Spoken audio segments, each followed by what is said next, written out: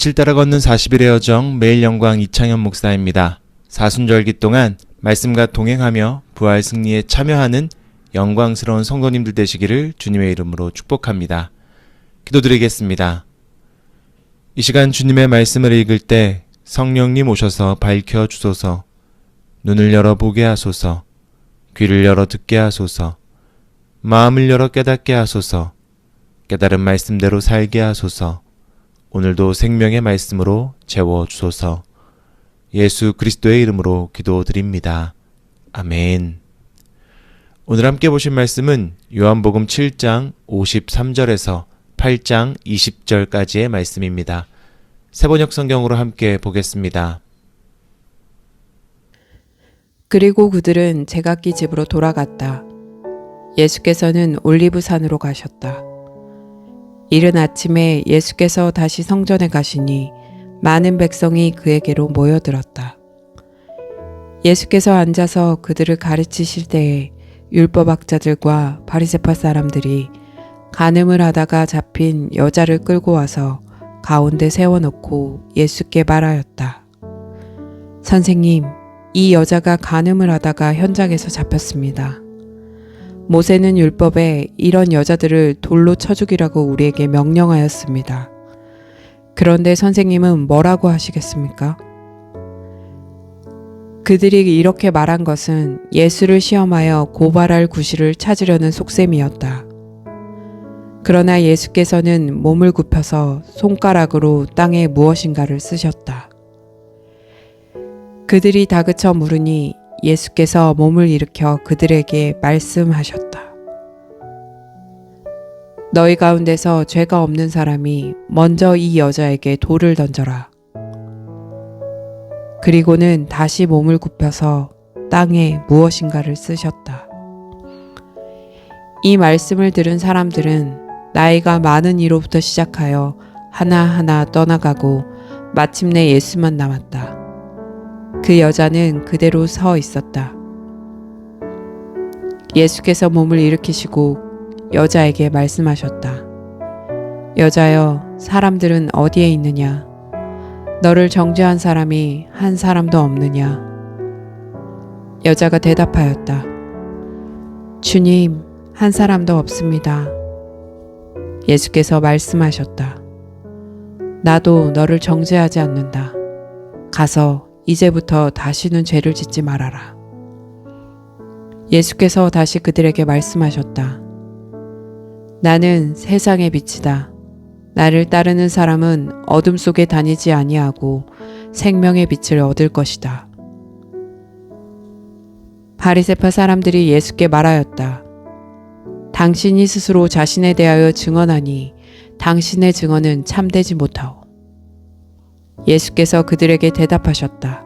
비록 내가 나 자신에 대하여 증언할지라도 내 증언은 참되다.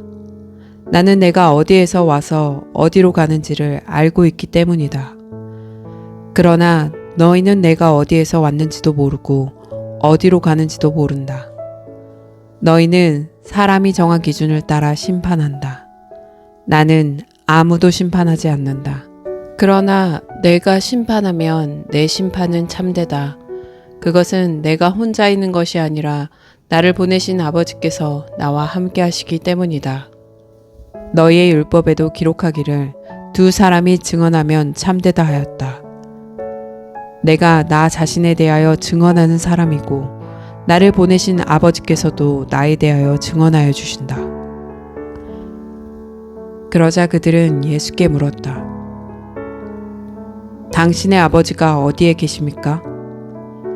예수께서 대답하셨다. 너희는 나도 모르고 나의 아버지도 모른다. 너희가 나를 알았더라면 나의 아버지도 알았을 것이다. 이것은 예수께서 성전에서 가르치실 때에 헌금궤가 있는 데서 하신 말씀이다. 그러나 그를 잡는 사람이 아무도 없었다.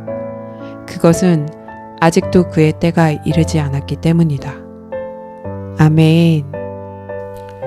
네, 이 시간에는요, 우리 2분 정도 말씀 묵상하는 시간 갖도록 하겠습니다. 아래 더보기를 누르시면 오늘 말씀 본문을 확인하실 수가 있겠습니다.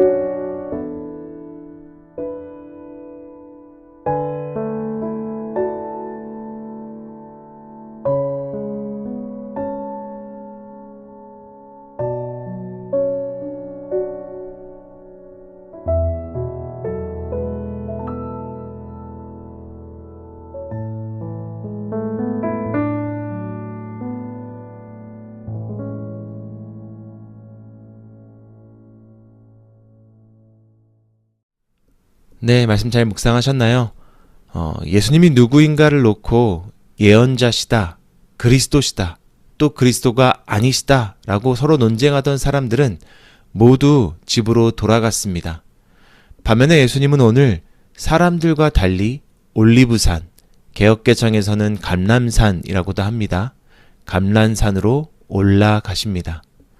이렇게 요한복음을 보다 보면요, 예수님께서 종종 산에 오르시는, 그것도 제자들을 뒤로하고 사람들을 뒤로하고 홀로 산에 오르시는 장면들이 종종 등장합니다.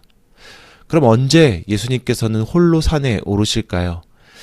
사람들이 예수님을 이렇다 저렇다, 그리스도시다, 아니시다, 새로운 왕이시다, 메시아다, 아니다, 이렇게 규정하려 할 때 예수님께서는 홀로 산에 올라가십니다.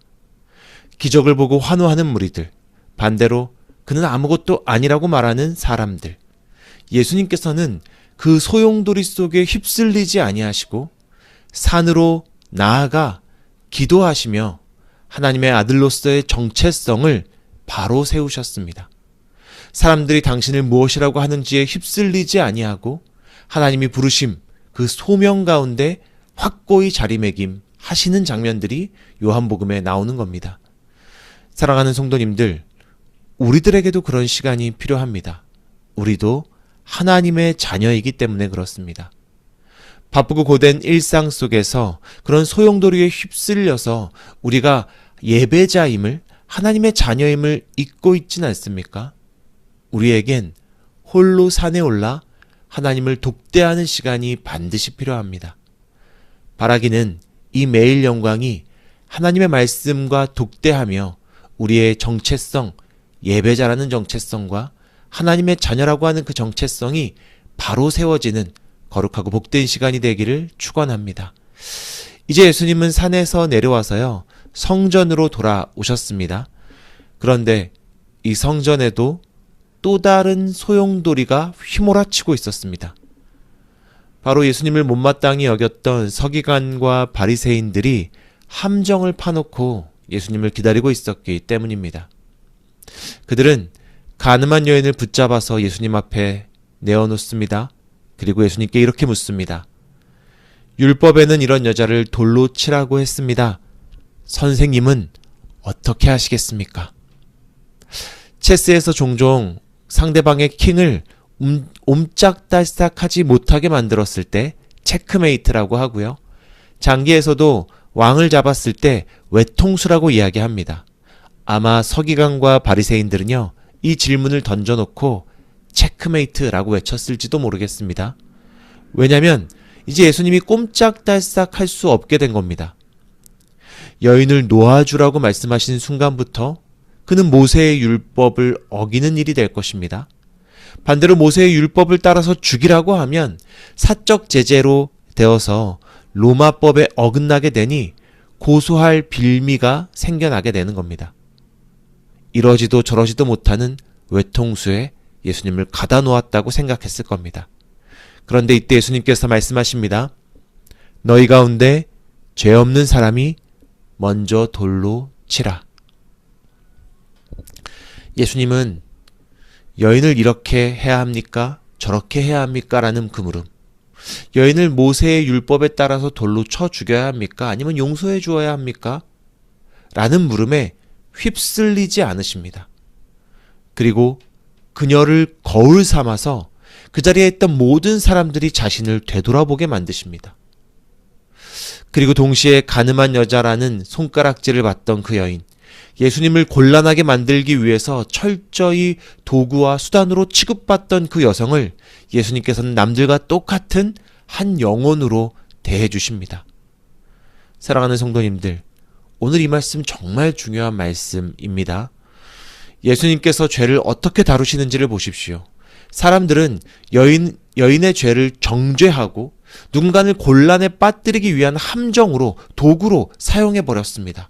그런데 예수님은요, 그 여인의 죄를 통해서 우리의 죄를 돌아보게 하십니다.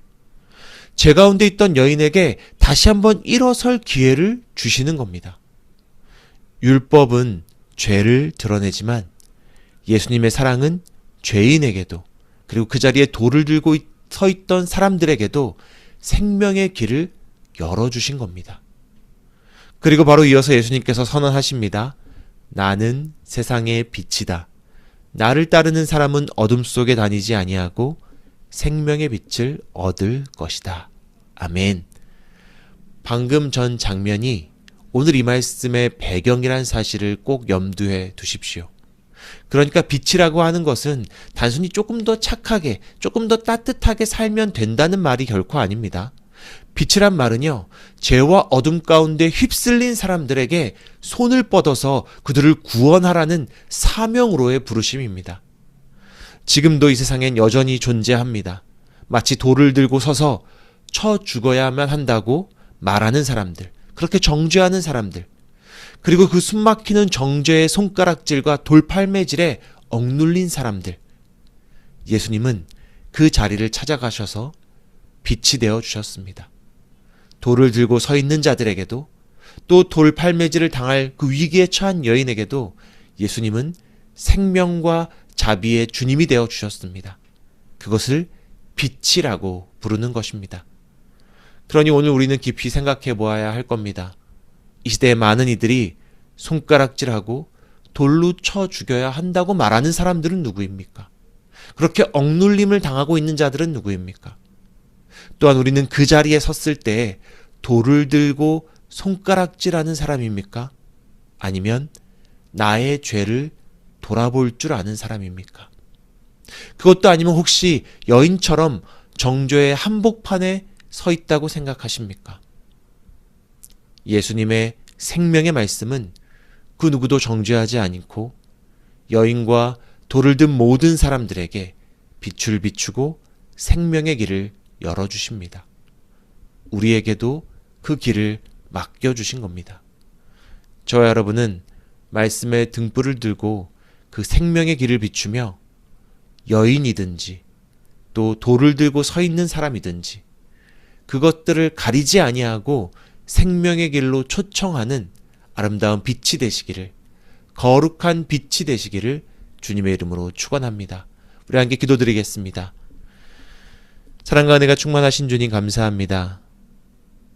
서기관과 바리새인들은 예수님을 함정에 빠뜨리려고 하였지만 예수님께서는 그들마저도 생명이 어디 있는지 보여주셨습니다. 돌을 들고 서 있는 자들, 예수님을 시험하려고 했던 서기관과 바리새인들, 그리고 여인에게 마저 주님은 생명의 길을 보여주시며 함께 가자고 말씀하십니다. 나의 죄를 돌아보게 하십니다. 그리고 죄 지은 이를 다시 한번 회복시켜 주십니다.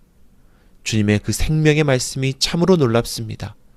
주님, 그렇게 빛의 말씀으로, 생명의 말씀으로 우리를 찾아와 주셨사오니 이제 우리도 주님의 빛 되어 세상 가운데 파송받는 거룩한 주님의 제자 되도록 은혜 내려 주시옵소서. 이 모든 말씀 우리 주 예수 그리스도의 이름으로 기도합니다. 아멘. 네, 우리는 사순절 기간 동안 나와 이웃 그리고 세상을 돌아보며 참회하는 마음으로 기도드립니다. 잠시 후 묵상을 위한 화면이 나갈 때 보시고 꼭 함께 기도해 주시기를 바랍니다. 기도하겠습니다.